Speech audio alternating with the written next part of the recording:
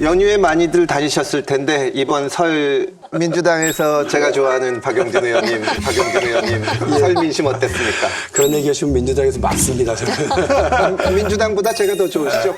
우리 금태섭 의원께서 이렇게 진행자 자리를 딱 하고 있으니까 어색하기도 하고 새롭기도 하고 잠깐 제가 설 끝나고 나면 강적들 출연할 예정이다 그랬더니 저희 난방비보다 금태섭 진행에 대한 얘기를 잠깐 많이 하시더라고요. 설 민심의 화두가 금태섭이었나요? 화두는 아니죠. 지나가는 말 중에 하나. 금태섭이 진행하더라.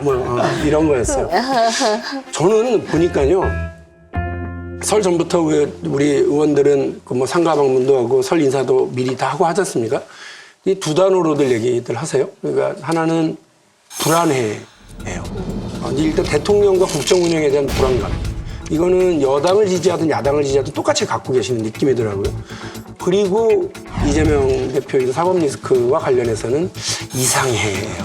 그러니까 검찰은 너무 오래 끈다 이런 느낌이 있는 것 같고요. 이재명 대표가 무죄다라고 믿고 있는 사람들도 이게 너무 오래 가니까 이상해, 뭐가 있나? 하는 쪽에서 다들 이렇게 좌불안석하는 대통령과 제1야당을 바라보면서 국민들께서 이렇게 편안한 느낌은 전혀 갖지 못하고 계신다는 건 분명한 것 같고요. 민주당이 좀 어떻게 해봐라고 하는 말도 이구동성으로 하시라고요.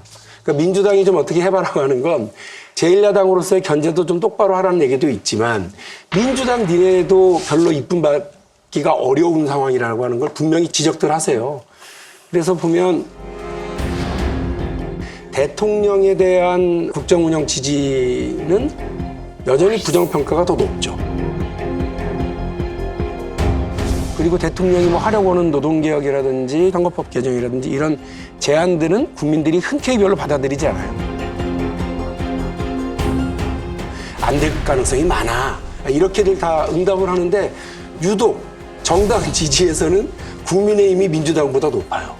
그러니까 어떻게 보면 대통령이나 정부 여당도 별로 보고 싶지 않지만 약간 불안하지만 민주당도 신뢰를 주지 못한다라고 하는 건 분명한 것 같아서 설이 지나고 나서도 하여간 저를 비롯한 민주당 의원들이 더 분발해야 된다는 생각을 하고 있습니다.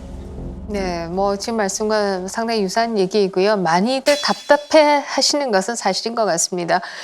특히 이번 설에 가장 많이 나온 얘기는 결국 난방비를 비롯해서 물가 얘기가 가장 많이 나온 것이고요. 다들 말씀하시는 게 이번에 차례상은 굉장히 많이 간소화 되었다. 이제 과거와 같이 흥청망청은 이제 더 이상 없다라는 얘기들을 굉장히 많이 하시더라고요. 그만큼 우리의 삶이 팍팍해진 것은 사실이다 이렇게 얘기할 수 있을 것이고요. 이것을 또 누구를 비난하기도 어렵다라고 하는 게 더 답답한 것이 아닌가. 아까 박용진 의원이 불안하다고 했는데 그건 사실인데 그러나 역대 정치가 설 전후로 해서 불안 안 할 데가 없으니까 어느 정권도 항상 불안하니까 우리나라 정치가. 그런데 이번에 불안한 건 핵심이 이거 같아요. 되게 이제 여당이 저게 아주 한심하고 못 믿으면 야당이라도 잘해서 야당을 기대하든지 아니면 야당이 저게 아주 한심해서 그냥 기대할 게 없으면 여당이라도 잘하든지 이렇게 해야 되는데 지금 전국은 여나 야나 똑같거든. 왜냐하면 여당이 잘못하는 반사이익을 야당이 못 누리고 야당이 이재명 대표 때문에 몇 년을 저러고 죽을 쓰고 있는데도 여당이 그 덕을 못 보잖아요. 그러니까 바로 불안의 핵심이 여기 있는 거예요. 어쩌면 여야 어느 하나라도 좀 믿을만 해야 되는데 이 똑같이 불안하니까 이걸 이제 타결을 하는 게 문제인데 딱 핵심 하나라. 야당은 이재명 문제를 빨리 해결해야 되는 거고 여당은 대통령실 문제를 빨리 해결해야 되는 거예요. 딱 여기 두 개라. 그러니까 그거는 야당의 책임은 우리 박용진 의원도 야당의 대표 감이니까 박용진 의원도 책임이 커요. 아니 오늘 집권 여당에도 국민들이 기대를 못 갖고 또 민주당에도 많이 실망했다고들 하시는데 그럼 박용진 의원이 예를 들어서 제3지대에 기치를 걸고 나오면 어떨까요? 제3지대에 기치를 걸고 나오면 어떨까요? 여야랑 상관없는 새로운 세력에 대한 기대.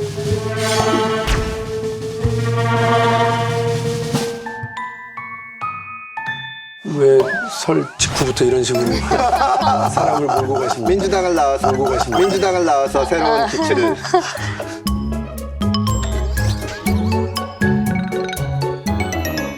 윤석열 대통령은 취임 후 첫 번째 맞는 설에 가족 친지들과 함께 관저에서 조용히 보내신 것으로 알려졌습니다. 이제 지지율이 뭐 요동을 치다가 요새는 크게 변화가 없이 그냥 미지근한 거라는 얘기도 나오는데요.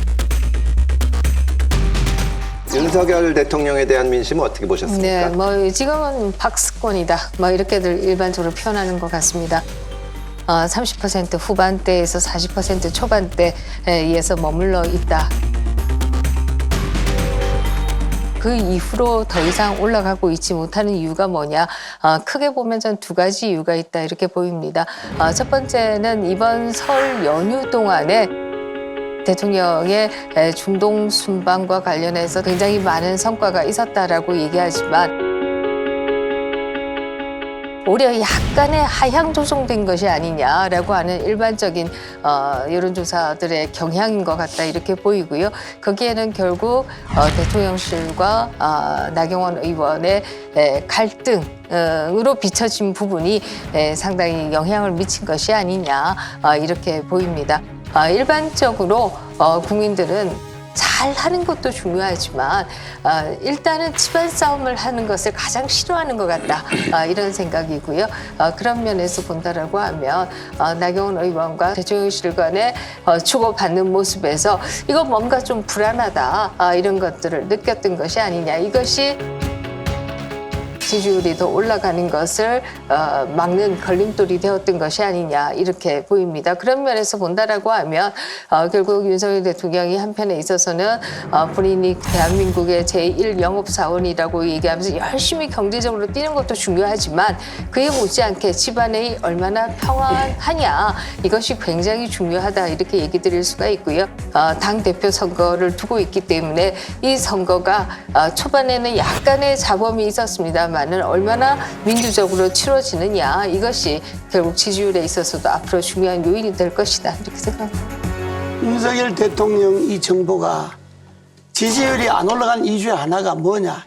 윤석열 대통령이 다 잘하긴 잘하는데 뭘 화끈하게 좀 뭘 못한다. 이태원 참사 났을 때 사법적 책임은 그건 조사해도 그건 알아서 하는 거고 정부가 화끈하게 국정을 책임지고 있는 사람으로서 정말 이거 국민 여러분 죄송합니다. 그리고 책임을 물어서 해안부 장관은 당장 그만두게 하겠습니다. 뭐 이런 것이 화끈한 거거든. 책임 문제가. 그리고 또 뭐 지난번 바이든 사태 때도 그거 갖고 얼마나 사람을 진을 뺐어. 그냥 아이고 좌우지간에 내가 좀 실수한 것 같습니다. 뭐 이렇게 좀 시원시원하게 또 하나 문제는 뭐냐? 이 정부가 협치를 제대로 안 하는 거예요. 야당이 다수 아니요. 지금 3대 개혁을 이야기하지만 연금개혁, 노동개혁, 교육개혁 하지만은 그거 다 국회 통과해야 되잖아요. 국회는 야당이 장악하고 있는데 그 야당하고 취임하고 지금 10달이 다 돼가는데도 한 번도 야당 상임위원장이나 야당 원내대표단이나 야당 대표하면 안 맞는데 이재명 대표는 당신은 범죄자니까 안 맞는다 그러지만 그 범죄는 법조에도 처리하는 거고 대표는 대표잖아. 그러니까 야당하고 협치도 하고 저녁에 불러서 술도 좀 자시고 상임위원장들 야당 상임위원장들 관제들 불러서 예산 문제 이러고 이번에 3대 개혁 문제 이러니까 국회에서 좀 협조해 주십시오 말도 좀 하고 이런 모습을 보여주면 국민들이 신뢰하죠. 지지하죠. 그러니까 이건 뭐 하나 시원시원하게 되는 게 없으니까 답답한 거지. 야당과 협치를 지금이라도 확실히 해야 된다고. 그래야 지지율이 올라가지. 옳습니다. 그러니까 대부분의 대통령이 아무리 막판에 가서 죽을 쓰더라도 임기 초반에는 밀어붙이기도 하고 또 자기의 어떤 국민적인 기대감도 있고 그래가지고 50%는 이제 넘어서들 가는 게 기본이고 우리가 저 애들이 엄마 나 오늘 시험 잘 봤어. 그게 얼마나 됐는데 50점 넘었어. 이렇게 얘기하면 참 어이없잖아요. 근데 지금 대통령 임기 초반 지지율이 40% 왔다 갔다 한다. 그러니까 막 엄청 기분 좋아하는 대통령실의 모습을 보면 이것도 어이가 없어요.